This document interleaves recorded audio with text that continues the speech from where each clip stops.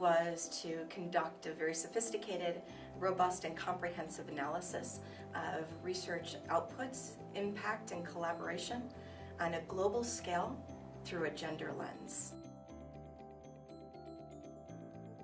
What we understand is that women still comprise an underrepresented minority in most disciplines of STEM and even outside of the sciences, technology, engineering, and mathematics domains. And so this continues to be an issue. And if we want to start to understand some of the underlying issues on why that is, then we need to have a comprehensive study of data and evidence that will help point us in the direction so that we can develop effective policies and practices. Elsevier employed a number of innovations in this global gender report.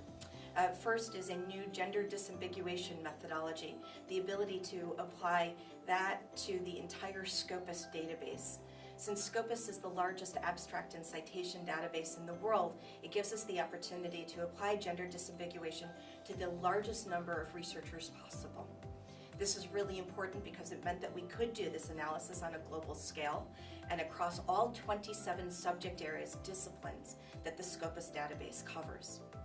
In addition, we really did do it on a global scale. We selected, importantly, 12 different comparators around the globe, including countries and regions that we've not included in any of our global reports previously. One size doesn't fit all. So all of the disciplines in all of the regions don't behave the same. So research being conducted in one region in a particular discipline and the gender parity that exists there does not necessarily exist in the same disciplines somewhere else in the world. And I think that's very important because we want to be careful not to apply broad, sweeping conclusions around these kinds of findings, but actually dig deeper into the data to help us guide us best, especially for issues related to policy development or the considerations of the best interventions that an institution can use. What we want to be sure is that we examine issues on disparity and where there's an inequality as a result of the disparity.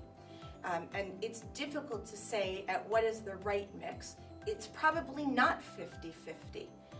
But we want to better understand what the trends are and how things are changing over time, how disciplines are shifting, and that's very important for us. So we're not prescribing in this report, nor do we recommend that anybody else does, as to what is exactly the right balance.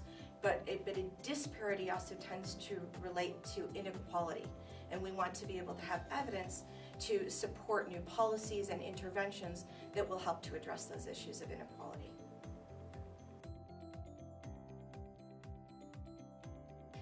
This report is part of Elsevier's much larger commitment to a focus on gender and promoting women in STEM. So Elsevier is the largest publisher and technology company in science, technology, and medicine, and we work with more researchers worldwide than any other organization like us. And it really does mean that we have a responsibility to promote research, to promote equity in research.